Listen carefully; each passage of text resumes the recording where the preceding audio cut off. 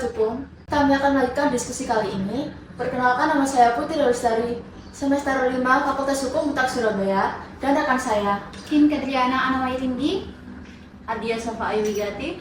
Saya Dimas Ananda Saputro.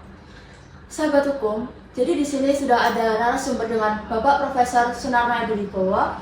Bagaimana kabarnya hari ini, Prof? Alhamdulillah sehat. Jadi di sini kami akan mendiskusikan mengenai kasus timah korupsi yang dengan terdakwa Tony Tamsil yang menghalang-halangi proses penyelidikan pada kasus ini, Pak. Jadi memang di dalam Undang-Undang Nomor 31 tahun 99 diperbarui 2021 ya. Iya. Bukan memang siapa saja yang menghalang-halangi ya. Ada pasal 21 ketika di dalam penyidikan tentang tindak pidana korupsi itu kena ancaman hukuman yaitu 3 tahun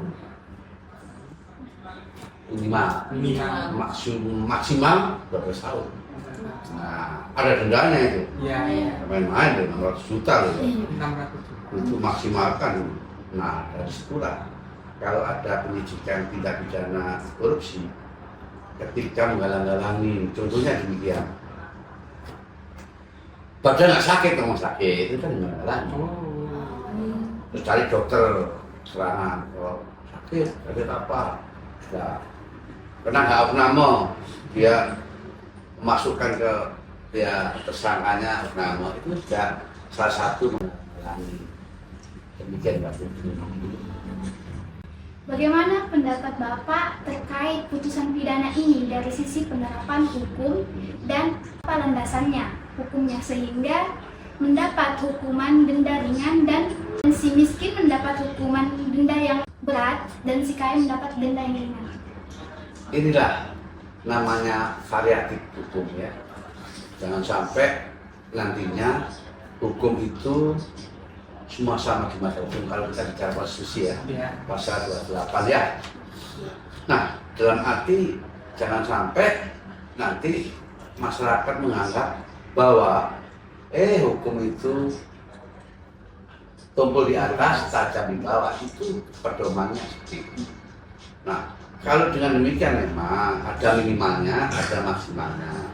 Tapi bersesuaian, jangan sampai contohnya yang menghalang-halangi ya, dia kena 1 tahun, nah ini menjadi persoalan. Tapi kalau minimal, ada minimal 3 tahun sampai 12 tahun, berarti dianggap sebetulnya ini menurut hakim punya keyakinan juga normatif karena dia Undang-Undang 48 ya 2009 ya, sebetulnya itu apalagi hubungannya dengan hakim itu tidak boleh, dia harus ada satu normatifnya sesuai dengan peraturan perundang-undangan ya pasal 829, dan itu memang harus ada 2, ada keyakinan dan ada normatifnya, makanya kena 3 tahun ya. Selanjutnya Bapak, saya mau bertanya, Ya. bagaimana menurut pendapat Bapak terkait pidana ini dilihat dari KUHP yang baru dan KUHP yang lama? Ya, oke. Jadi ini ada undang-undang baru dan undang-undang lama. Ya. Karena di dalam Undang-Undang 12 tahun 2011 yaitu tata perutan perundang-undangan ya, paling tinggi adalah Undang-Undang Dasar, MPR, Undang-Undang Perpu baru sini peraturan pemerintah, dan semuanya di situ dibawa sampai tentang masalah perda baik kabupaten maupun provinsi. Nah, kalau sudah ada peraturan pelaksanaan, nah ini pengeterapannya KUHP bisa.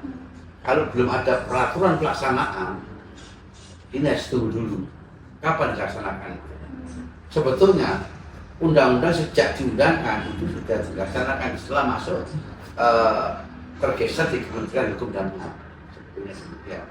Tapi tetap kalau undang-undang ini mengikat ke semuanya, ke negara ya, Indonesia, berarti ada peraturan pelaksanaan nanti undang-undangnya itu diatur kapan peraturan pelaksanaan dilaksanakan undang-undang yang baru itu? Kalau sudah dilaksanakan, berarti nanti undang-undang yang lama peninggalan kolonial itu akan ada undang-undang yang baru. Dan memang saya tidak tidak mengurangi rasa hormat pada DPR maupun presiden ya. Pada kenyataan peninggalan warisan dari kolonial itu masih ada, contohnya BB, HIP, LBG, ya toh. Lah KUHP ini sebenarnya peninggalan. Nah, bagaimana pengeterapannya gak susah. Memang dalam asas legalitas pasal 1 dalam arti demikian bahwa ketika orang itu melakukan tindak pidana adanya asas legalitas. Jadi peraturan ini mengatur orang melanggar mesti kena ya. Contohnya ini orang menemukan suatu jenis narkoba ya, dia menemukan lah pasalnya di dalam undang-undang kalau nggak salah tentang narkoba ya, kalau nggak salah 35/2009 kedapatan itu sudah kena 4 tahun. Nah itulah yang namanya undang-undang sudah diberlakukan semua, jadi ada namanya asas fiksi ya. Padahal dia tahu dia itu seorang katakan pemulung, tapi memegang satu yaitu namanya barang terlarang ya, narkoba ya kena. Asas fiksi demikian semua. Baik dia tahu hukum tidak tahu hukum mesti kena. Baik, Prof. Saya mau nanya. Mas apa? Perkenalkan, nama saya Dimas Iya, Ananda dari Fakultas Hukum, Iya. dari Untak juga. Iya. Ya, jadi gini, bagaimana menurut Prof tentang putusan ini tuh sudah benar atau tidak? Ya ini menjadi satu persoalan ya sebetulnya. Kok ancamannya 3 tahun kok pas ya? Ya. 3 tahun minimal ya. Kok gak di tengah-tengah gitu ya? Ya. Itu masih mending lah kalau menurut pandangan saya daripada Ronald Lalu deh. Iya. Ayo, itu putusan bebas itu. Iya. 12 tahun bebas bagaimana itu? Kan? Iya. Ini kan ya ini menjadi satu polemik juga. Ini juga polemik ya. Iya. Kalau apa-apa gimana sih hukum itu sebetulnya ya? Oleh karena ya Mas Dimas sebagai fakultas hukum, jadi jangan hanyalah bertumpu pada suatu normatif, pada undang-undang, pada peraturan. Ternyata aplikasinya, pengeterapannya ini berbeda. Jadi bumi dan ya dengan langit. Itu penting itu ya. Ternyata demikian. Ini kok bisa bebas padahal tentunya ini sudah ada satu persoalan bebas kok bisa bebas. Padahal sudah ada tadi konstruksi, ada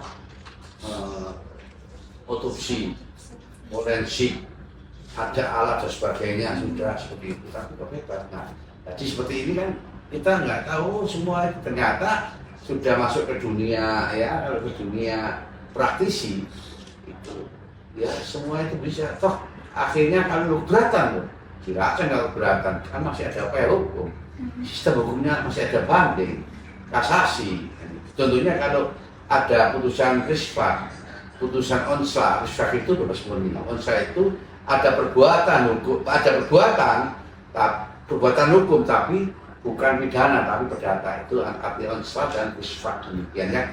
Nah dari situlah kita harus memang tenaga hukum supaya kita tidak bisa masuk hukuman. Kenapa? Ya tadi asas fiksi tadi. Seperti itu Mas Dimas. Terima kasih. Ya. Saya kembalikan lagi. Baik Prof. Fawad, terima kasih untuk diskusi kali ini sangat seru dan bermanfaat sekali ya. Apa pesan untuk mahasiswa hukum yang akan terjun di dunia kerja dalam bidang hukum ini?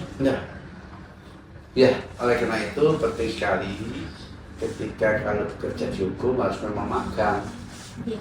Magang di kantor hukum biar tahu nanti meneliti tentang apa sih putusan itu, bagaimana sih kasus-kasus itu, bagaimana sih tentang pertimbangan hukum, bagaimana sih tentang kalau kita ada menghadapi perkara perdata, perkara pidana, itu semua harus magang. Ya kalau nggak magang nggak bisa. Tentunya nanti ketika ada persoalan-persoalan nanti kalau di sidang harus tahu dong.